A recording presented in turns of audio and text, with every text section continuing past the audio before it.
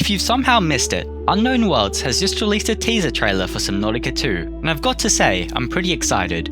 With new biomes, new creatures, and an overall stunning environment, this game definitely has the potential to be one of the best games of 2025. With that being said, however, there are some things that have the potential to taint an otherwise perfect game. So, without further ado, here's the good, the bad, and the uncertain of Subnautica 2. The good. Starting out strong, this game looks amazing. Beautiful yet terrifying, the teaser trailer definitely captures the breathtaking atmosphere of the original two games.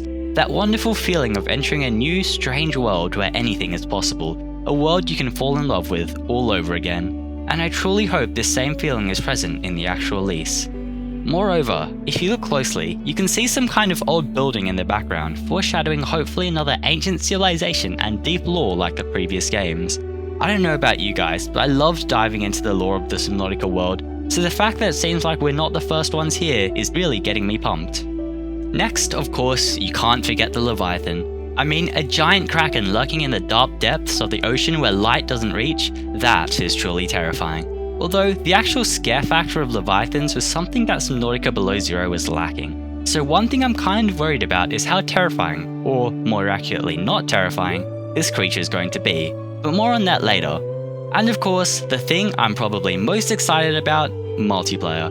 I know fans, myself included, have been begging Subnautica to add a multiplayer mode, and I think they're finally doing it. Unless, of course, that other person is just an NPC. Surely they wouldn't bait us like that, right? But then again, there are some downsides of multiplayer to a game like Subnautica. The bad. One of the biggest reasons the original Subnautica game was so scary was the fact that you were alone. As you explore the planet, you slowly uncover more and more destroyed life pods before dawning the realization that you are the only survivor. This place isn't safe. However, this time, you're not alone. You have friends, people to talk to, people to make the world seem a little less scary. Having someone to talk to kind of releases the stress and tension Subnautica 1 excelled at creating. And that's great. I'm just worried that this might take away the original experience of exploring a whole new world with no one to rely on but yourself.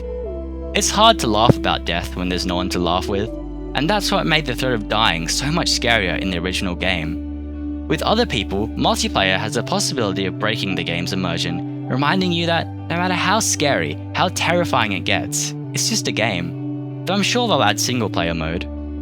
Of course, there are some counters to this. One great way to maintain the terror would be to add proximity chat. Imagine how cool it would be if you and your friends were exploring uncharted depths, when suddenly you hear a blood-curdling roar and your friend's voice fades off into nothingness, or even abruptly cuts off.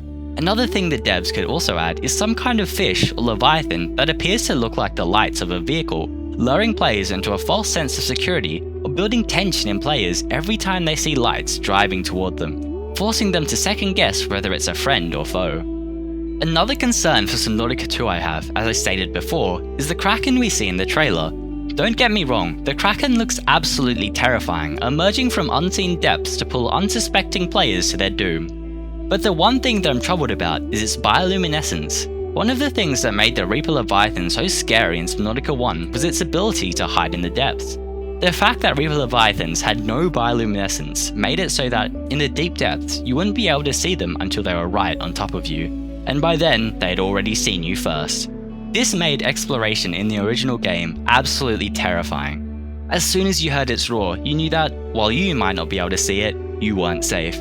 Your eyes would frantically dart across the screen, searching for any glimpse of the Eldritch Beast, wondering if the flicker you saw in the corner of your eye was a tail or just a disturbance in the water.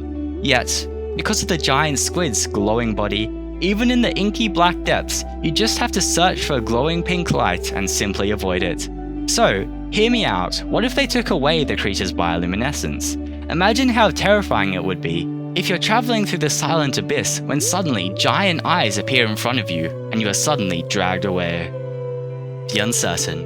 And now for the uncertain. Obviously, with only the teaser trailer out so far, there's a lot we don't know yet. But I think the biggest question is why?